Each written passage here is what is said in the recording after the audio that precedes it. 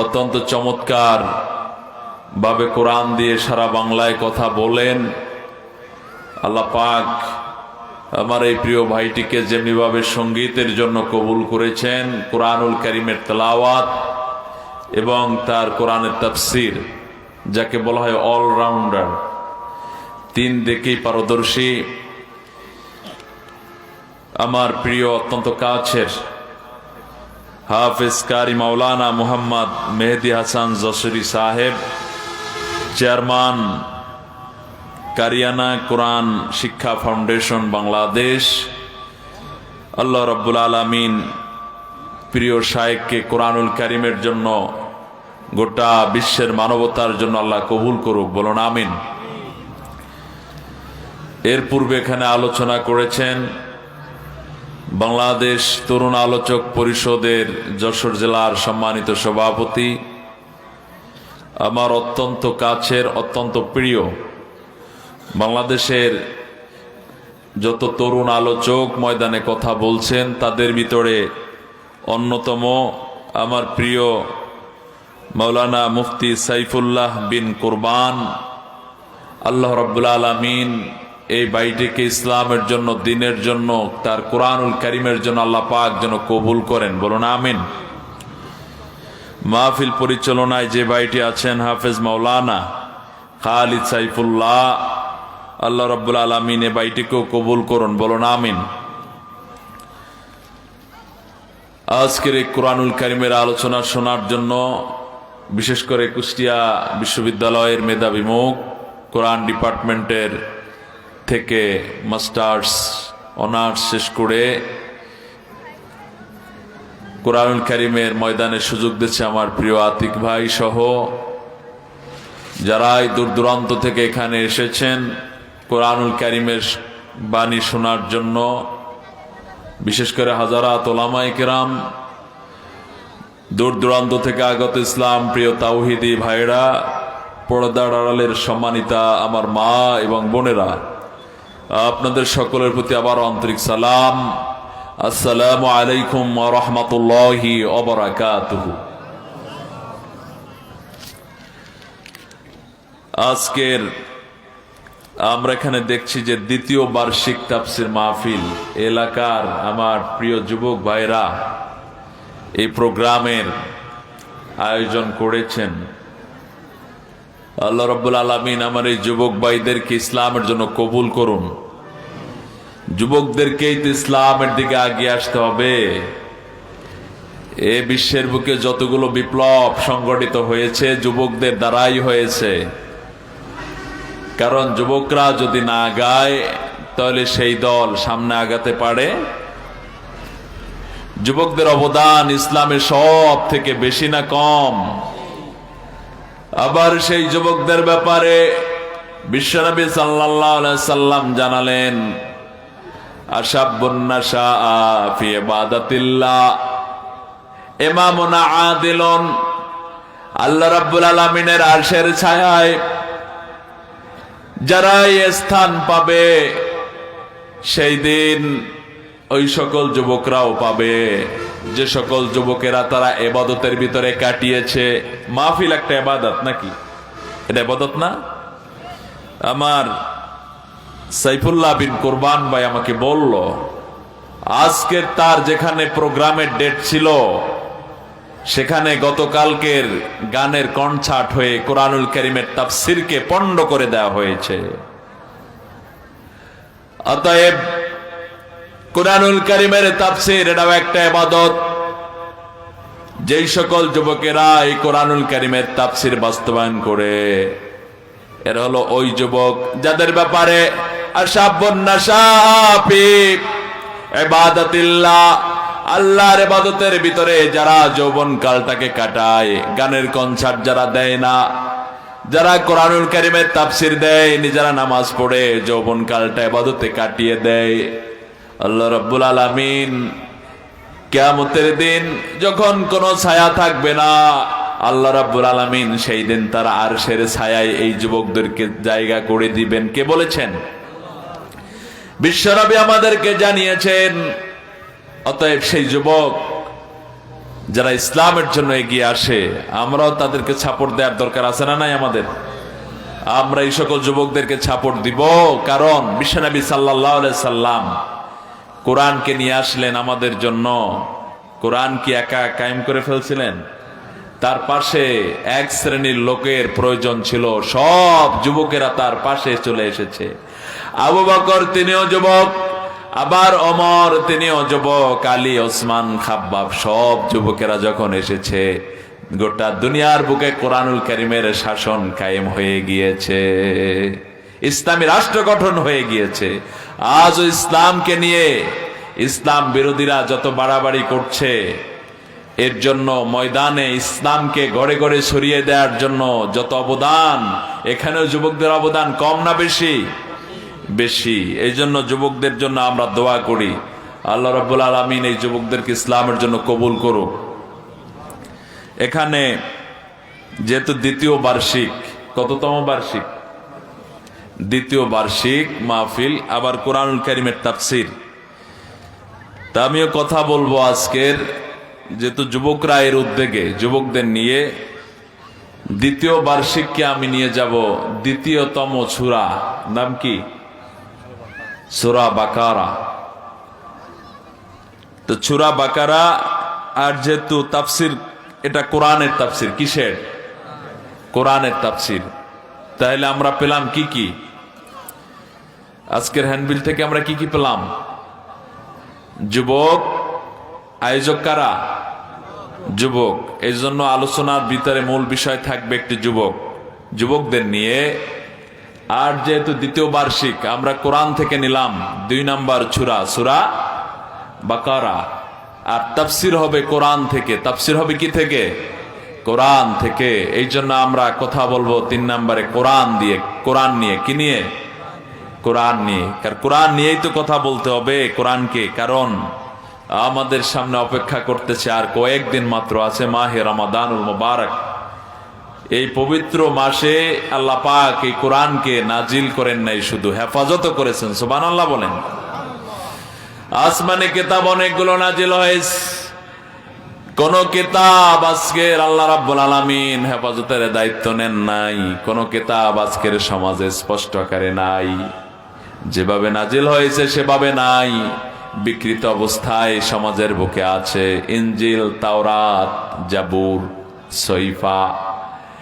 কিন্তু একটা মাত্র কিতাবের ব্যাপারে আল্লাহ রাব্বুল আলামিন বলে দিলেন, যালিকাল কিতাব লা রাইবা। এই কিতাবের ভিতরে কোনো সন্দেহের অবকাশ নাই। এটাকে স্থায়ী করে রাখার জিম্মা কে নিয়েছেন? কোন সূরার আয়াত? সূরা বাকারা। সূরা বাকারা হলো পবিত্র কোরআনুল কারীমের সব থেকে বড় সূরা। 2.5 পারা নিয়ে এত বিশাল সূরা, যেই সূরার ভিতরে অসংখ্য হুকুম আহকাম, অসংখ্য ঘটনা, পালনীয়, বর্জনীয় অনেক মেসেজ আল্লাহ পাক আমাদেরকে জানালেন, যেটা এই সূরার ভিতরে আছে না নাই? সূরা বাকারা 2 নম্বর সূরা।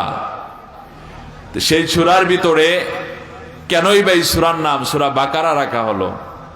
সূরার নাম বাকারা রাখা হয়েছে, বনী ইসরাইলেরা তারা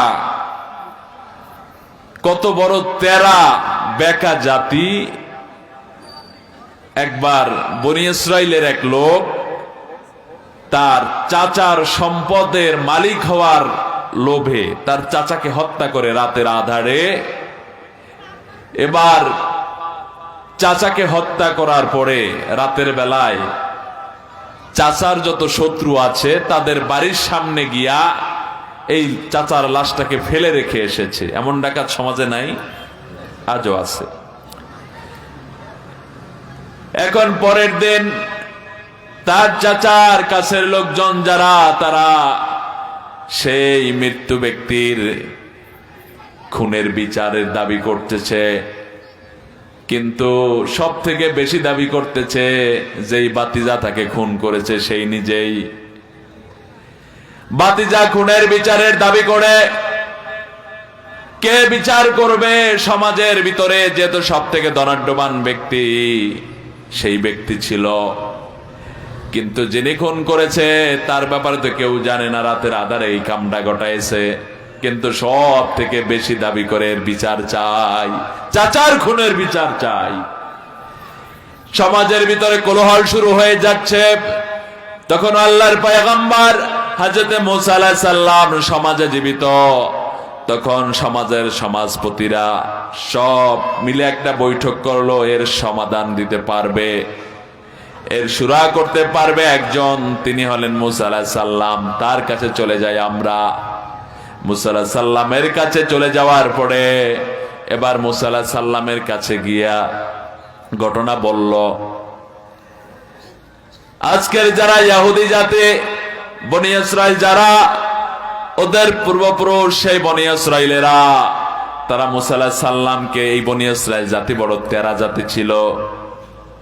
কারণ আল্লাহর দ্বীনের দায়ীদেরকে যারা হত্যা করে, এরা কোনো স্বাভাবিক জাতি নয়।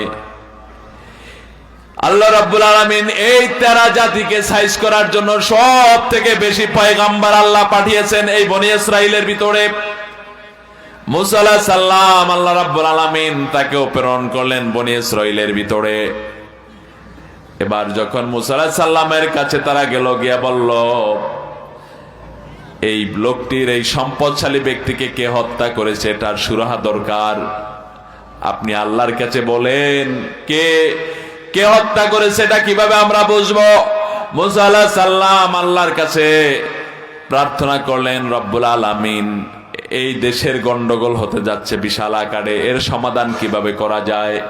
আল্লাহ রাব্বুল আলামিন ওহীর মাধ্যমে জানিয়ে দিলেন, মুসা তাদেরকে জানিয়ে দাও তারা যেন একটা গরু জবাই করে, গরুর মাংস মৃত্যু ব্যক্তির গায়ে যদি নিক্ষেপ করে, এই মৃত্যু ব্যক্তি জীবিত হয়ে তার খুনির নাম বলে প্রকাশ করে দিবে, আবার সে মৃত্যুবরণ করবে। কিন্তু এটা তো কোনো সাধারণ জাতি নয়, জাতটা কি? বনি ইসরাইল। এখন শুধু প্রশ্ন, তবে গরুটা কেমন হবে, রং কেমন হবে, বয়স কেমন হবে? এটা কি হালের গরু, নাকি এটা দিয়ে শস্য বনে, নাকি এটা দিয়ে মাল জিনিস টানে, নাকি এটা বাচ্চা প্রস্রাব করে? কেমন গরু হবে, গাবিটা কেমন হবে? এবার আল্লাহ রাব্বুল আলামিন যেভাবে তেরা মার্কা প্রশ্ন করা শুরু করেছে, আল্লাহ রাব্বুল আলামিন এরপরে বলে দে, গরুটা হবে পিত্ত বর্ণের। কি বর্ণের? এখন খোঁজ, সারা দেশ খুঁজে পিত্ত গরু পায় না, পিত কালারের গরু সারা দেশ খুঁজে পায় না। লম্বা ঘটনা। পরবর্তীতে যে কোনো ভাবে হোক এরা সেই গরুর সন্ধান খুঁজে পেল। তো দেখুন, সেই গরু জবাই করলো, একটা গোস্ত তার গায়ে নিক্ষেপ করার পরে মৃত্যু ব্যক্তি উঠে জিন্দা হয়ে, এরপর তার খুনি, তার বাতিজার নাম প্রকাশ করে দিল। এই রকমের ডাকাত, এই রকমের খুনিরা আজও সমাজে আছে না নাই? মায়ের কোল খালি করে অন্যায় ভাবে, স্ত্রীকে বিধবা করে অন্যায় ভাবে, ছেলেদেরকে সন্তানদেরকে এতিম করে অন্যায় ভাবে, আর দিনের বেলা আসলে বলে বন্দুক যুদ্ধে নিহত হয়েছে। কোন যুদ্ধে? কথা বুঝেন না আমার? বন্দুক যুদ্ধে নিহত হয়েছে। যে বাটারে মারছো সে কি বন্দুক ছিল নাকি? তাই বন্দুক যুদ্ধটা হলো কি করে? খুন করে এক কারণে, দোষটা চাপায় অন্যদিকে, ঠিক কিনা? আবার কোরআনুল কারীমের বই, কোরআনুল কারীম স্টাডি করার পরে, কোরআনের তাফসীর স্টাডি করলে পড়ে, তাহলে বলা হয় জঙ্গির কেতাব পাওয়া গিয়েছে, এই জন্য এতজন গ্রেপ্তার। আর যদি সে অশ্লীলতার বই পড়তো, চরিত্রহীনদের বই পড়তো, তাসলিমা নাসরিনের উলঙ্গ শরীরের বইগুলা পড়তো, উপন্যাসগুলা পড়তো, তাহলে জঙ্গি পড়া হতো না। ইসলামের বই পড়ার কারণে আমরা এখানে সেখানে দেখি যে জঙ্গির প্রশিক্ষণের জন্য ধরা পড়েছে। আবার দাড়ি রাখলে, টুপি রাখলে বলা হয় জঙ্গি, মৌলবাদ, আরো অনেক কিছু। ওই জাতি আর এই জাতির ভিতরে তেমন একটা পার্থক্য আমরা খুঁজে পাই? আজও সেই ইহুদিদের পাঁচাটা গোলামেরা একই তেরা মার্কা প্রশ্ন করে, তেরা মার্কা কাজ করে। আল্লাহ রাব্বুল আলামিন সেই জাতিকে সাহায্য করেন। শায়েস্তা যখন করেন, পাকড়াউট একটু ভালো করে করেন। মিস্টার হিটলার একাই 60 লক্ষ ইহুদিকে হত্যা করেছে একা। হিটলার বলে গিয়েছে কিছু কিছু ইহুদি যদি আমি না রেখে যাই তাহলে তোমরা বুঝবা কেমনে যে ইহুদি জাতিটা কত খারাপ ছিল।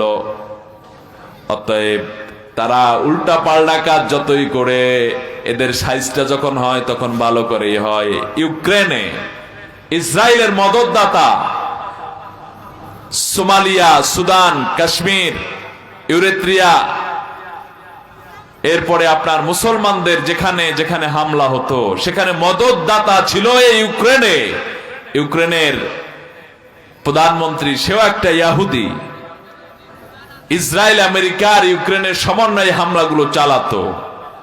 আল্লাহ রাব্বুল আলামিন ধরে না ধরলে আর ওদের যখন পাকড়াও করে আগে একবার 60 লক্ষ ইহুদি আল্লাহ একজনকে দিয়া সাইজ করে দিয়েছে, শেষ করে ফেলেছে।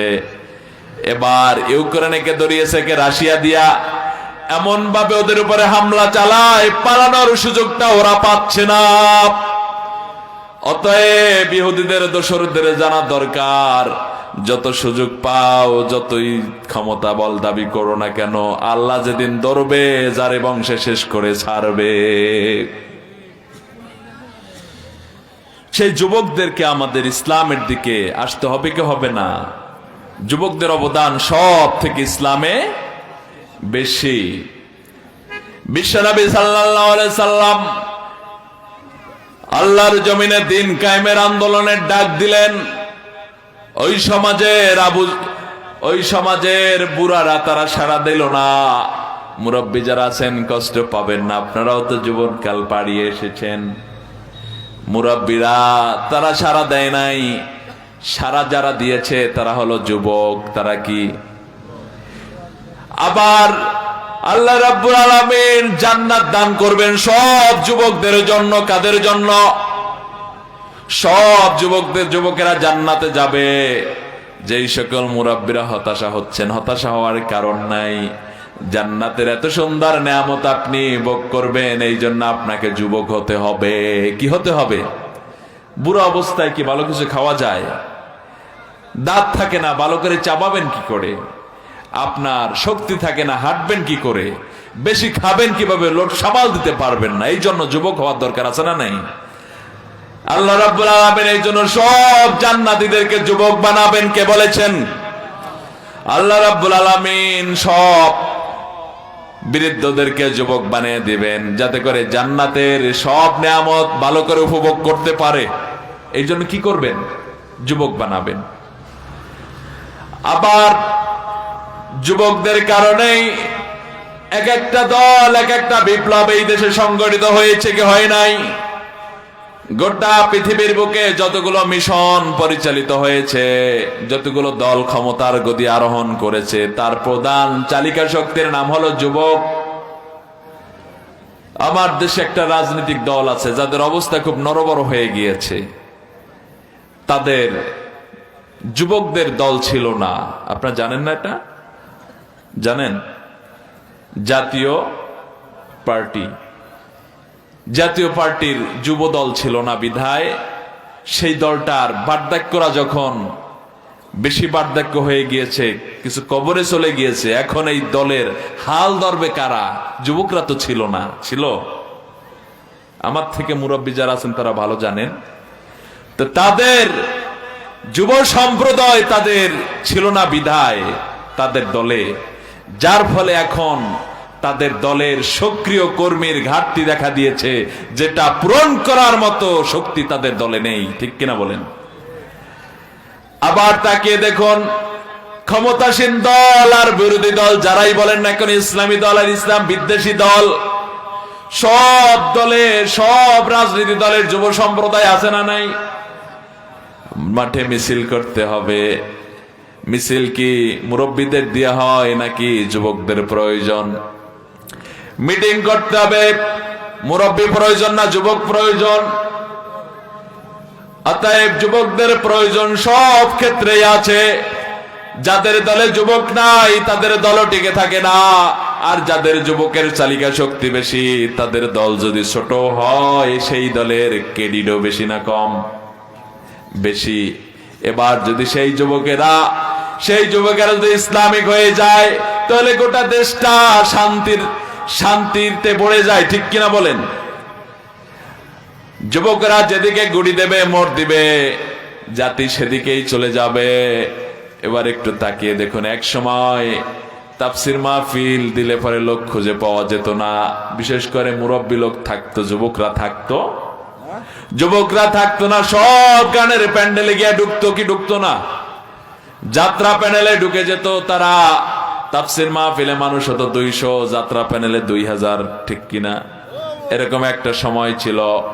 কিন্তু যখন মিজানুর রহমান আজহারীর মতো যখন স্কলাররা, ইসলামিক স্কলাররা, যোগ্যতা সম্পন্ন লোকেরা ময়দানে তাফসির করা শুরু করে দিল, সব যুবকেরা ইসলাম এবার কোরআনুল কারীমের ময়দানে ঢুকে গিয়েছে কি যায় নাই? যে দল করে, যে তন্ত্র করে, যে মত করে, সব দল তন্ত্র বাদ দিয়া এবার যুবকরা কোথায়? তাফসির মাহফিলে। কোথায়? এবার এটা তো যশোর জেলা। কোন জেলা? যশোর জেলায় আপনাদের জন্য আল্লাহর সর্বশ্রেষ্ঠ গজব। সর্বশ্রেষ্ঠ কি গজব বলবো? এশিয়া মহাদেশের সর্ববৃহৎ সিনেমা হল আপনার এই যশোর জেলাতে। নাম কি? এই আসার সময় এই গজবটা চোখে পড়লো। মনিহারের চোখ কয়টা? আল্লাহ রাব্বুল আলামিন জাহান্নামের চোখ রাখছেন কয়টা? এই যারাই মনিহারের এই চোখের সাথে জাহান্নামের সেই চোখের সাথে মিল আছে না নাই? অতএব যারা দুনিয়ায় এই সকল কাজ করে বেড়াও, তারাও আল্লাহ পাক তোদেরকে ওই চোখ বিশিষ্ট, ওই দরজা বিশিষ্ট জাহান্নামে তোদেরকে ঢুকাইয়া ছাড়বে।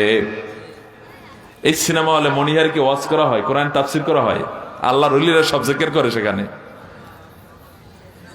যশোর জেলা হলো বাংলাদেশের একমাত্র সর্বোচ্চ শিক্ষার দিক থেকে, ভাষাগতভাবে সব থেকে শুদ্ধ ভাষার দিক থেকে শ্রেষ্ঠত্ব অবস্থান দখল করে আছে যে জেলাটা, সেই জেলার নাম কি? যশোর জেলা। অন্য এলাকার যদি এটা আমার এলাকায় যাই, তখন কিভাবে বলা হয়? মনু ভালো আছো, বুঝছো তুমি?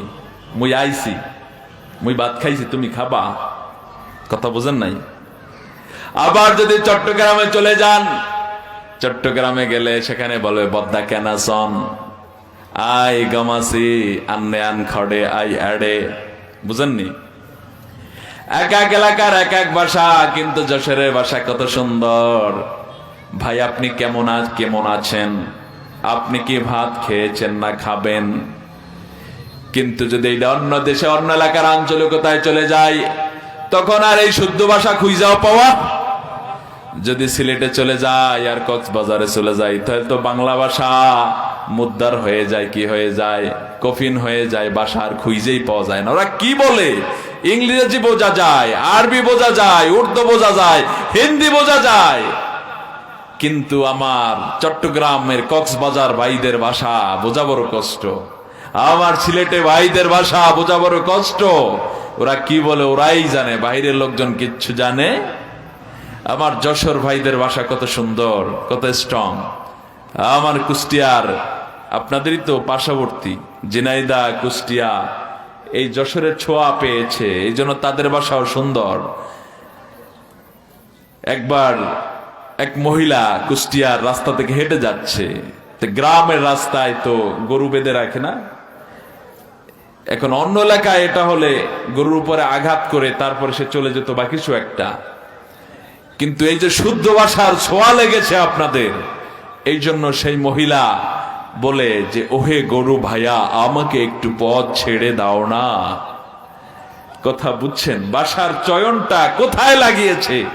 ওহে গরু ভাইয়া, আমাকে একটু পথ ছেড়ে দাও না। এই যে ভাষার একটা মাধুর্য, একটা শুদ্ধের আপনাদের যে একটা অংশ তারাও পেয়েছে, এটা আপনাদের জন্য নেয়ামত। এটা কি? ভাষা কার দেয়া নেয়ামত? আল্লাহর দেয়া নেয়ামত। সেইটার শুদ্ধতায় আপনারা আছেন। কোরআন নাজিল হয়েছে 60টি ভাষায়, কোরআন নাজিল হয়েছে।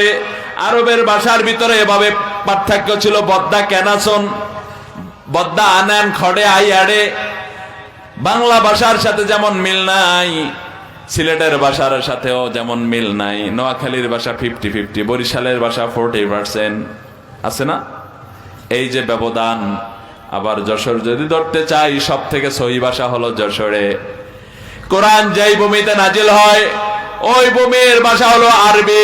সে আরবিতে আরবেও আঞ্চলিক ভাষা আছে না নাই?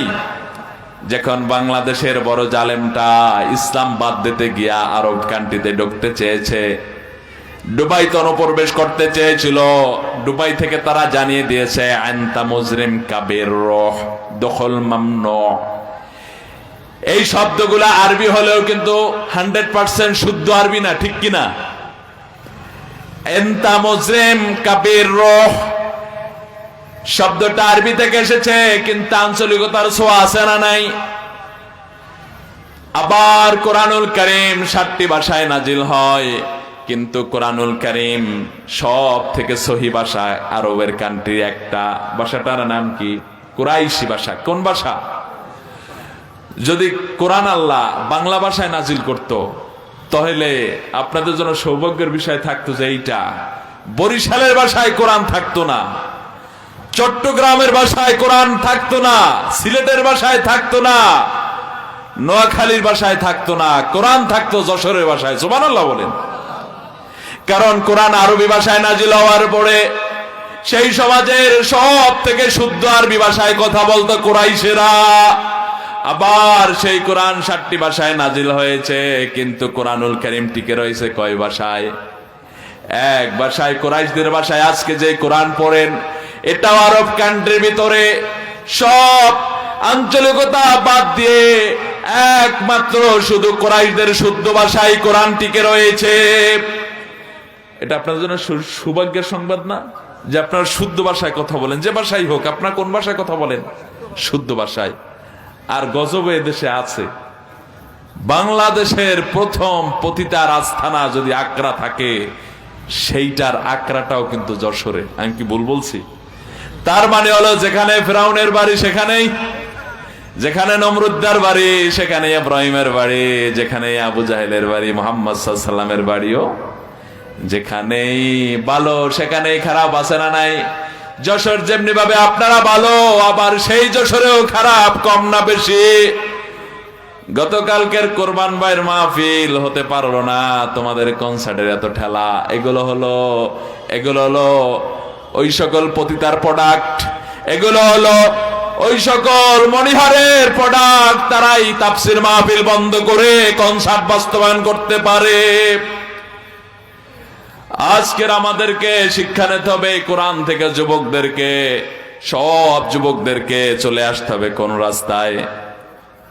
ইহদিনাস সিরাতাল মুস্তাকিম, সরল সঠিক পথ কয়টা? আল্লাহ রাব্বুল আলামিন সেই পথের ব্যাপারে বললেন, ইন্নাদ-দীনা ইনদাল্লাহিল ইসলাম। স্রষ্টার থেকে মনোনীত ধর্ম, তন্ত্র মন্ত্র মানার সব কিছু যিনি দিয়েছেন সেটা হলো ইসলামের ভিতরে। অন্য কিছুর ভিতরে তুমি যাই করো না কেন কিছুই গ্রান্টেড হবে না। একটা মাত্র গ্রান্টেড হবে, সেইটা হলো কি? সেইটা কি? ইসলাম। এই জন্য আমার যুবক ভাইদের প্রতি আমার উদাত্ত আহ্বান থাকবে, যে দল করেন, যে মন্ত্র পড়েন, যাই করেন না কেন, আপনাকে আপনার দল বাঁচাতে পারবে না। আপনাকে বাঁচাবে কে? ইসলাম। আপনি ইসলাম মানেন, আপনাকে কোরআন আপনি মৃত্যুবরণ করলে পরে কোরআন আপনার মাথার কাছে চলে আসবে। আপনার ডান হাতের কাছে আপনার আমলনামা, বদ আমল পাত্তা পাবে না। আপনি কোরআন তেলাওয়াত করেছেন, সেগুলো আপনার কাছে আসবে। আপনি যত কোরআন তেলাওয়াত করেছেন সব আপনার কাছে চলে আসবে। আপনি যত তাফসীর মাহফিল, যত সবের কাজ করেছেন, নেক আমল করেছেন, সেগুলো আপনাকে বাঁচাবে। এই চরিত্রহীন লম্পট, সদর্শনে সেঞ্চুরিকারী, ইসলাম বাধ্যকারী, আল্লাহর নিষিদ্ধ মতকে জায়েজ করাকারী, এরা আপনাকে বাঁচাবে না। আপনাকে বাঁচাবে ইসলাম। আপনাকে কে বাঁচাবে? ইসলাম বাঁচাবে। এই জন্য যুবক ভাইরা, মানুষের তৈরি করা মন্ত্র আর তন্ত্র মানা যাবে? নমরুদ চেয়েছে মানুষের মেধার থেকে সংবিধান তৈরি করে আইন ও কানুন লিখে এইগুলো দিয়ে মানুষকে পরিচালনা করার জন্য নমরুদও চেয়েছে নিজের মাথার থেকে আইন ও কানুন সংবিধান তৈরি করে এটা দিয়ে মানুষকে পরিচালনা করার জন্য। আল্লাহ রাব্বুল আলামিন বললেন না, এটা চলবে না। আইন চলবে একজনার, তিনি কে? আলা লাহুল খালকু ওয়াল আমর, সৃষ্টি যিনি করেছেন আইনও তার চলবে না, চলবে আর কারো আইন চলবে? আপনি জানেন না নমরুদ যে অপরাধ করেছে, নমরুদের দলবল যে কারণে ধ্বংস হয়েছে, আপনিও সেই দলে অংশগ্রহণ করতেছেন, তাদের মদত আপনি যোগাচ্ছেন। আপনি যে স্লোগান দিচ্ছেন, আপনার যে শক্তিটা, আপনি তাদের সময় দিচ্ছেন, টাকা দিচ্ছেন, আপনার কারণে ইসলাম বিরোধী গুলা ক্ষমতার মসনদে বসে ইসলামের 12টা বাজিয়ে ছাড়ছে। এই জন্য কিয়ামতের দিন আপনাকে জবাব দিতে হবে। আল্লাহ রাব্বুল আলামিন কোরআনুল কারীমের ভিতরে জানিয়ে দিয়েছেন, লা তারকানু ইলাল্লাযীনা যালামু, যারা দুনিয়ার বুকে জুলুমবাজ করে, টেন্ডারবাজ করে, জনগণের বড় অধিকার হরণ করে, অন্যায়ভাবে ক্ষমতার মসনদটা দখল করে, এরপরে আলেমদের সাথে বিদ্বেষপানা করে, ইসলামের বিরুদ্ধে চারণ করে, এরা হলো সমাজের বড় জালিম। জনগণের সম্পদ লুটপাট করে এরা খায়, আলিমদের মৃত্যুদণ্ড ঘটায়, ইসলামকে বাদ দিতে চায়, বিসমিল্লাহ বাদ দিতে চায়, আল্লাহর নিষিদ্ধ মতকে তারা সমাজে বৈধতা প্রদান করে ছাড়ে। আল্লাহ রাব্বুল আলামিন এদের ব্যাপারে বলেছেন, লা তারকানু ইলাল্লাযীনা যালামু, এই জালেম গুলার দ্বারে কাছেও তোমরা যাইও না, শেয়ার পাওয়ার লোভেও যাবা না, গদি পাওয়ার লোভেও যাবা না, প্রশাসনিক সাপোর্ট পাওয়ার লোভেও যাবা না, কারণ এরা হলো সমাজের জালিম। আল্লাহ আযাব গজব যা দেয়, আল্লাহ বলেন আমি ওই স্বৈরাচার গুলার কারণে জমিনে আমি করোনা দেই। কার কথা? আল্লাহ রাব্বুল আলামিন কোরআনুল কারীমের ভিতরে বলেন, আল্লাহ রাব্বুল আলামিন বলেন কোরআনুল কারীমের ভিতরে, আমি দুনিয়ার বুকে যত আযাব আর গজব জমিনের বুকে আমি দিয়ে থাকি, এই আযাব গজব কোন আলেমের কারণে আসে না। যত আযাব আর গজব দুনিয়ার বুকে আসে সবগুলো এই সকল স্বৈরাচার গুলোর কারণে আসে, ঠিক কিনা? فَأَرْسَلْنَا عَلَيْهِمْ رِجْزًا مِّنَ السَّمَاءِ بِمَا كَانُوا يَظْلِمُونَ। এই জালেম আর স্বৈরাচার অবৈধ গুলার কারণে, ইসলাম বিদ্বেষী গুলার কারণে আল্লাহ রাব্বুল আলামিন আকাশ থেকে করোনা নামক মহামারী দুনিয়ার বুকে প্রেরণ করেন। আমরা যদি এই টাকলাদের মুখকে আরো আগে স্তব্ধ করে দিতে পারতাম, আমরা যদি মুসলমানেরা যদি ঐক্যবদ্ধ থাকতাম, তাহলে টাকলুরা ইসলাম বাদ দেওয়ার মতো দুঃসাহস করত, বিসমিল্লাহ বাদ দেওয়ার মতো দুঃসাহস করত না, মদকে রাষ্ট্রীয়ভাবে বৈধতা দেওয়ার সুযোগটা ওরা পেত না। এটাও যদি না পেত, আল্লাহ আমাদের উপরে এত বড় গজব দিত। আমার কথা আপনাদের কষ্ট লাগে? আমি কথা বলতেছিলাম কাদেরকে নিয়ে? যুবকদেরকে নিয়ে। এই জন্য আসুন, আমার উদারত আহ্বান থাকবে সব যুবকদেরকে, আপনি যে দল করেন না কেন, আপনার দল যদি ইসলামের পক্ষে কথা বলে, আপনি দলের আনুগত্য করেন, ইত্তেবা করেন। যদি আপনার দল কখনো ইসলামের বিরুদ্ধে চলে যায়, আপনি যদি এরপরে সেই দলকে সাপোর্ট দেন, তাহলে আপনি কি হবেন? কি হবেন? আপনি মুসলমান বলে দাবি করবেন, মসজিদে গিয়ে নামাজ পড়বেন, কিন্তু আপনি একটা টাটকা কাফের। কি হবেন? নামাজ না পড়লে কাফের হয় না। যদি একটা লোক নামাজ পড়তে পারলো না, আপনি তাকে কাফের বলতে পারবেন না। রমজান মাস আসছে, রোজা রাখতে পারলো না, তাকে আপনি কাফের বলতে পারবেন না। যদি ইসলামকে বাদ দিয়ে ছাড়বো এমন দলের, এমন লিডারের ইত্তেবা করে পাঁচটা গোলামে পরিণত হয়, ওর গোলাম সুদ্ধা এই নেতারা কাফের হয়ে যায়। কি হয়ে যায়? 60-70 রাকাত নফল নামাজ পড়লে ইমানদার বলে দাবি করতে পারবি না, কারণ আল্লাহর নিষিদ্ধ জিনিসকে বৈধ করলেই কাফের হবি। মানতে পারো না, আল্লাহর কাছে মাপ চা, ক্ষমা চা, আল্লাহ মাফ করে দিতে পারে কি পারে না। কিন্তু যদি আকাম করো, বাদ দিতে চাও, আল্লাহর এন্টিদার করতে চাও, আল্লাহ সুদ হারাম করেছে, সুদ যদি কও নিজেও আমিও খাই, আপনারাও খান, আছে না নাই? এটাই কাফের হবে। এদের যারা অনুসরণ করবে ওরাও কাফের, কারণ নমরুদ একা কাফের নয়, নমরুদকে যারা ক্ষমতায় টিকায় রেখেছে ওরাও কাফের। এই জন্য নমরুদা যখন মরেছে ওর একা মরে নাই, মশায় যখন খেয়েছে ওর চিতা কোবরা লাঠিয়াল বাহিনী ওর সোনার ছেলে সবগুলা রেখাইছে, খায় নাই, কথা বুঝেন নাই। আবার ফেরাউন সেও আল্লাহর আইনের বিরুদ্ধচারণ করেছে, এই বিরুদ্ধচারণ করার কারণে কাফের হয়েছে, আর ওর দলবল সবগুলা কাফের হয়েছে। এমন না যে দলের লিডাররা বড় কাফের, বাকিগুলা পাক্কা মোমেন হতে পারে, সম্ভব নয়। এই জন্য সব যুবকদের প্রতি আমার উদারত আহ্বান থাকবে, নেতা যদি আল্লাহকে মানে নেতাকে আপনি মানুন, নেতা যদি আল্লাহকে না মানে, আল্লাহর কোন একটা আইন না মানে, নেতাকে সাথে সাথে প্রত্যাখ্যান করুন, না হলে বিপদ আছে না নাই? আছে। এই জন্য যেহেতু মুসলমান হয়েছি, একটা জিনিস যদি মুসলমান না হয়ে এরপর মারা যেতেন তাহলে বলতেন আল্লাহ ইসলাম পাইনে মারা গেছে, জাহান্নামে গেছে, কোনো আফসোস নাই। কথা বুঝেন নাই? এই যে ভাই ই কোথায় সাউন্ড গেল, সাউন্ড বাড়ান। এখন ইমানদার হয়ে দাবি করে নামাজ পড়ে রোজা রেখে তাহাজ্জুদের নামাজ পড়ে এরপরে যদি জাহান্নামে যাওয়া লাগে আর আফসোস থাকবে? আর কোন এর থেকে হতবাক দুর্ভাগ্য আর কিছু হতে পারে? এই জন্য আসুন, যেহেতু মুসলমানের ঘরে জন্ম নিয়েছি, যেহেতু সৌভাগ্য হয়েছে আমাদের ইসলাম কবুল করার, এই জন্য আসুন নমরুদের তৈরি করা যেই নীতি, মানুষের তৈরি করা সেই নীতি, এই সবগুলো ছেড়ে দিতে হবে। এগুলো ছেড়ে দিয়া আল্লাহর বিধানটাকে আপনি মেনে নেন। এটাই হলো ইসলাম, এটাই হলো মুসলমান। এর নামই হলো লা ইলাহা। আমি কিচ্ছু মানি না, একমাত্র আল্লাহ যা দিয়েছে তা ছাড়া, আল্লাহ ছাড়া কাউকে মানি না। কোন নেতা আমার নাই, কোন লিডার আমার নাই, কোন আইনদাতা নাই, একমাত্র একজন ছাড়া। তিনি কে? এর নাম লা ইলাহা ইল্লাল্লাহ। লা ইলাহা ইল্লাল্লাহর কালেমা এইটা নয় যে মনে মনে বললাম, মুখে বললাম লা ইলাহা ইল্লাল্লাহ, আর মনে আবার একথাও মানলাম যে সব ক্ষমতার উৎস জনগণ। বিপদ আছে না নাই? আপনি লা ইলাহা ইল্লাল্লাহর কালেমা পড়লেন, আপনার লা ইলাহা ইল্লাল্লাহর কালেমা পড়ার 4 পয়সার দাম নাই। যদি আপনি এই কথা স্বীকার করেন যে সব ক্ষমতার উৎস জনগণ অথবা আমার অবৈধ নেতা, কিভাবে আপনি তাদের প্রতি আস্থা রাখেন?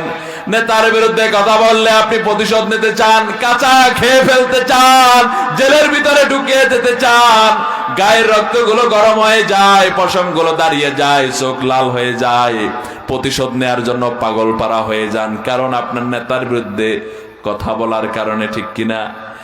কিন্তু আপনার এটা এতটাই আপনার কষ্ট লাগলো, কিন্তু যদি আল্লাহ রাব্বুল আলামিনের বিরুদ্ধে যখন কথা বলা হয়, আল্লাহকে যখন জালিম বলা হয়, তখন আপনার মুখে তালা লাগানো কেন?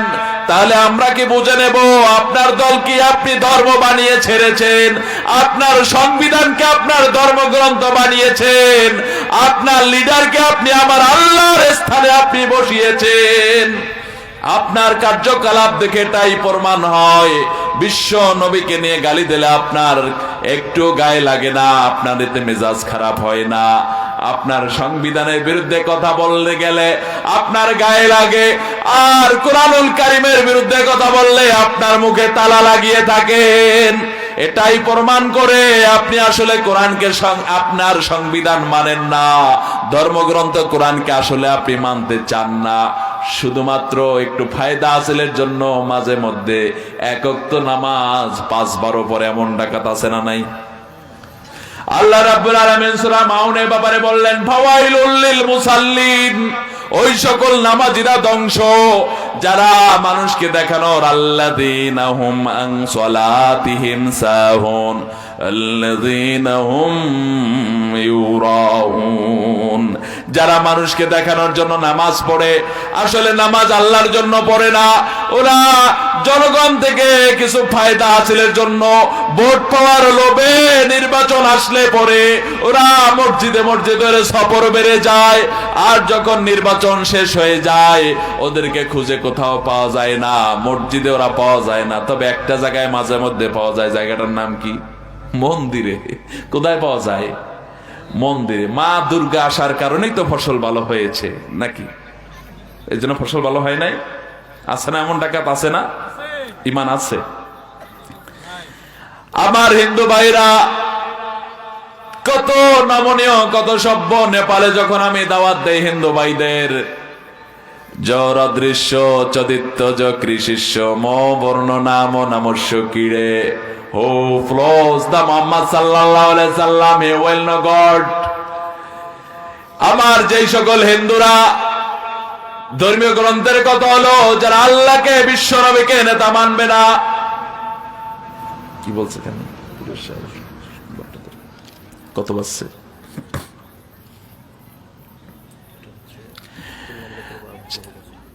ধর্মতত্ত্ব আমাকে আগে ইঙ্গিত দেওয়া হয়েছিল, এখানেও আবারও বলা হলো আপনাদের আশপাশে এরিয়ায় নাকি অনেক হিন্দু ভাইরা আছে, আছে না? আমাকে বলল। আমারও ভালো লাগে বিশেষ করে দেশের বাইরে প্রোগ্রামগুলো করতে, কারণ ওই প্রোগ্রামে অসংখ্য হিন্দুরা ওয়াজ শুনতে আসে। কি শুনতে আসে? ওয়াজ শুনতে আসে। ওয়াজ শুনতে তো সব ধর্মের লোকদেরই আসার দরকার, ঠিক কিনা? এই জন্য আমাদের শায়েখ যারা আছেন তাদের উচিত হবে, যারা দায়ী, বিভিন্ন ভাষায় সব ধর্মগ্রন্থের মৌলিক নির্যাস দিয়ে সকলের খোরাক দিতে হবে, ঠিক কিনা? শুধু ওয়াজ শুরু করলাম, ইউসুফ আলাইহিস সালামের জুলাইখার কাহিনী দিয়ে শেষ করে দিলাম, অমুসলিম ভাইরা কোনো ফায়দা পাবে? পাবে না। কুরআনুল কারীম এমন এক কিতাব যেটা হুদাল্লিন নাস। এটা কি? হুদাল্লিন নাস। আমার হিন্দু ভাইরা মানুষ না? ওরা আদম আলাইহিস সালামের সন্তান না? অবশ্যই সন্তান, তারাও তো মানুষ। অতএব হুদাল্লিন নাস আল্লাহ পাক যেহেতু কোরআনকে বললেন, অতএব সেই কোরআন এমন ভাবে উপস্থাপন করার দরকার যাতে আমার হিন্দু ভাইরাও কিছু শিখতে পারে। আমি যদি শুধু কোরআন থেকে যদি সালাতের বিষয়ে ওয়াজ করি, তাহলে ওদের তো শেখার কিছুই নেই, কারণ ওরা কালেমাই পড়ে নাই। এই জন্য আমি দেশের বাইরের প্রোগ্রাম, বিশেষ করে ইন্ডিয়া এবং নেপাল, এই দুই দেশে হিন্দুদের পরিমাণ বেশি, সেখানে হিন্দু ভাইরা আসেন, অসংখ্য হিন্দুরা কোরআনুল কারীমের আলোচনা শুনতে আসেন। আমিও চেষ্টা করি ওদের ভাষায় বা ওদের কেতাবের আলোকে কোরআন দিয়ে আমি আলোচনা করি। তো আমাকে যাতে ইঙ্গিত দেওয়া হয়েছে যে আশপাশে অসংখ্য ভাইরা আছে যারা হিন্দু সম্প্রদায়ের লোক। আমি নেপালে গিয়ে দেখলাম হিন্দু ভাইরা অনেক, তারা নমনীয়, সভ্য, উগ্র না।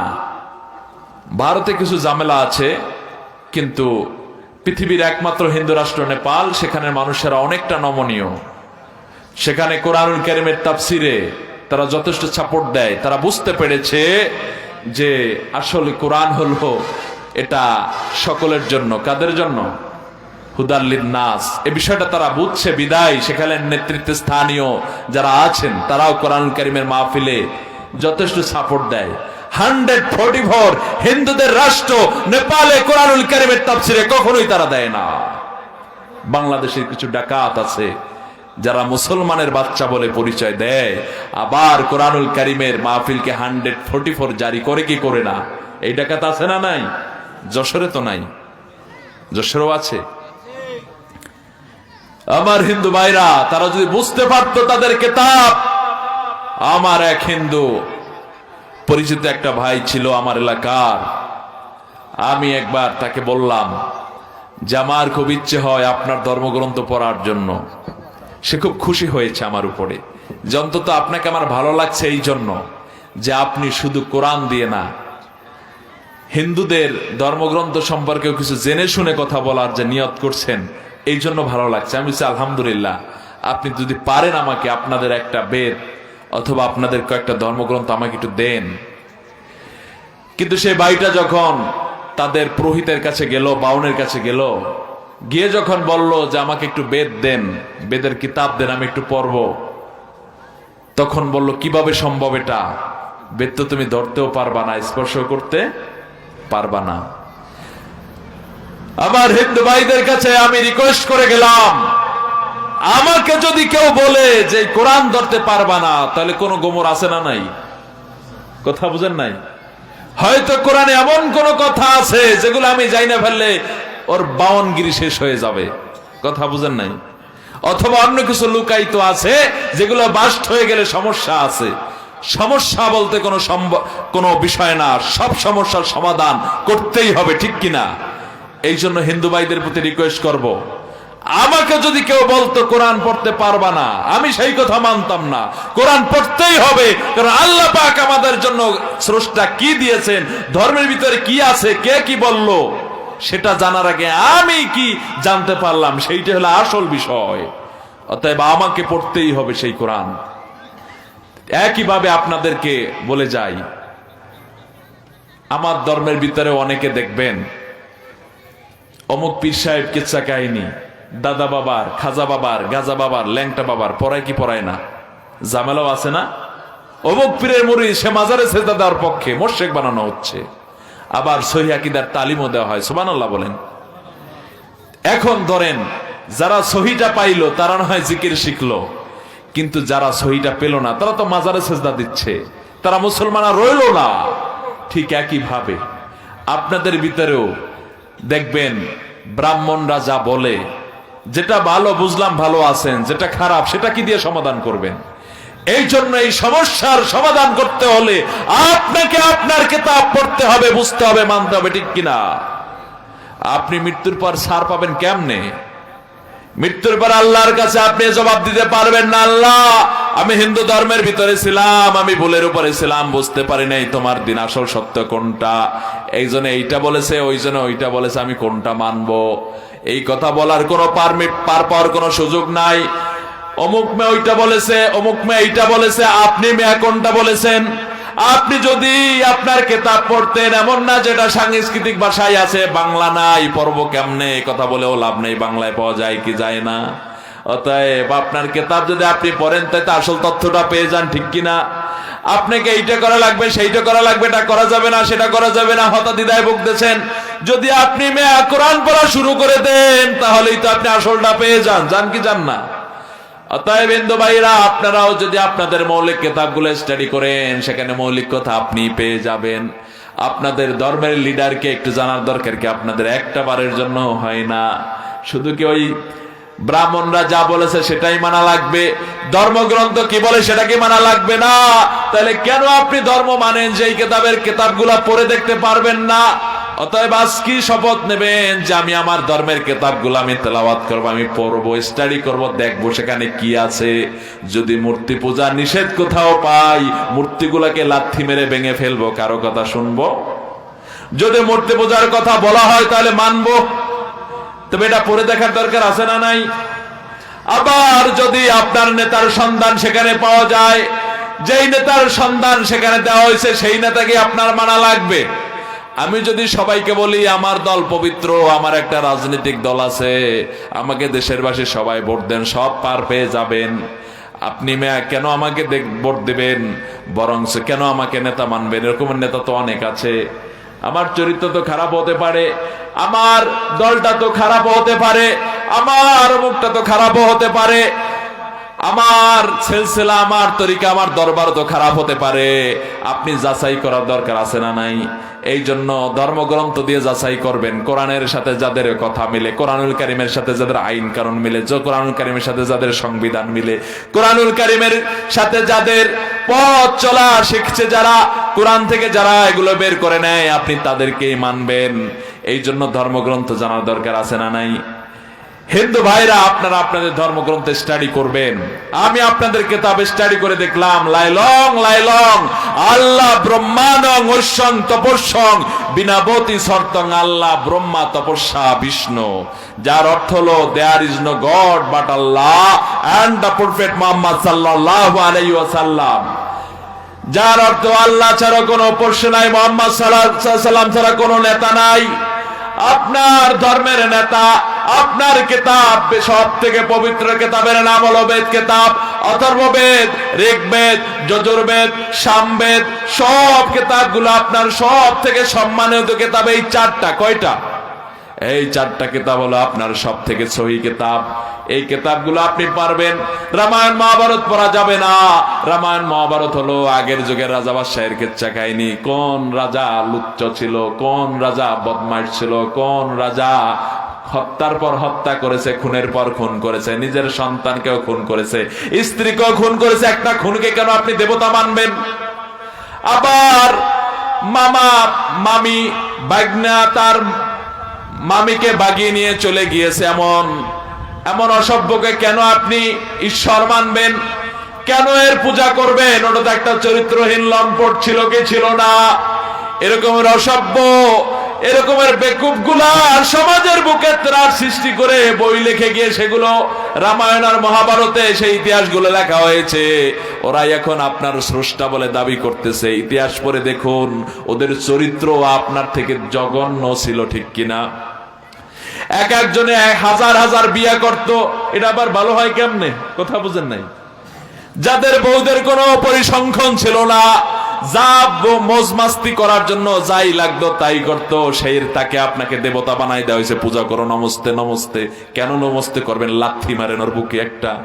ও চরিত্রহীন ছিল, ও খারাপ ছিল, ও লম্পট ছিল, ও লুচ্চ ছিল, না হলে মামির সাথে কেন আকাম করে? ও যদি খারাপ না থাকে নিজের সন্তানের গারকে কেন ফেলে দেয়? অতএব ভালো করে জানার বিষয় আছে, সকলের স্রষ্টা যিনি, আপনার স্রষ্টা যিনি, আপনাকে যিনি তৈরি করেছেন, আমাকেও তিনি তৈরি করেছেন, সেই স্রষ্টাকে চেনার দরকার আছে না নাই? যখন বিপদে পড়ে যায় তখন মনের অজান্তে আল্লাহর নামের ডাক শুরু করে দেয়। যখন এভাবে ধর্মের ভিতরে থাকেন তো আল্লাহর কথা মনেও তারা করে না। আপনার কিতাবে স্টাডি করে দেখুন, আরবের সাম্বালায় বিষ্ণু ইয়াসের ঘরে কলির অবতার জন্মগ্রহণ করবে, সুমতির গর্ভে কলকির অবতার, যার নাম হবে নরসংসার। আপনার কিতাব হলো বেদ, হলো সবথেকে সহি কিতাব, যেটা লেখা হয়েছে বিশ্বনবী জন্মের 1000 বছর আগে। তার মানে 2500 বছর আগে। কয় হাজার বছর আগে? যার কিছু আগে লেখা হয়েছে মুসা আলাইহিস সালামের তাওরাত, আর আজ থেকে প্রায় 2000 বছর আগে লেখা হয়েছে সেটা হলো ঈসা আলাইহিস সালাম। খ্রিস্টানরা যাকে নবী মেনেও মানে না। ওদের নবী যিনি এসেছিল ঈসা আলাইহিস সালাম, ঈসা আলাইহিস সালামের কিতাব আসে আজ থেকে 2000 বছর আগে। বিশ্বনবী জন্মের 500 বছর আগে যেই কিতাব নাজিল হয়, বিশ্বনবী আজ থেকে 1400 বছর 1450 বছর আগে যেই কিতাব নিয়ে আসেন, সেই কিতাবের নাম হলো কোরআন। 2000 বছর আগে যেই কিতাব আসে, খ্রিস্টানদের নবী ছিল হযরত ঈসা আলাইহিস সালামের উপরে যেই কিতাব নাজিল হয়, ওদের কাছে আজও নিউ টেস্টামেন্ট আকারে আছে, যেটা ইনজিল শরীফ আকারে ওদের কাছে আজও আছে। কাটছাড় অবস্থায় মৌলিক কিতাব ওরা রাখতে পারে নাই। ওদের পুরোহিতরা এসে সেই কিতাবে লিখিত কাটে আর পরিবর্তন করে আল্লাহর আইন। যদি আপনি কাটার পারমিশন পান তাহলে আসলটা আর খুঁজে পাওয়া যাবে নাকি? কোরআনকে যদি আজকেও কাটাছাড়া করা যেত তাহলে স্বৈরাচাররা এসে আইন বানিয়ে দিত।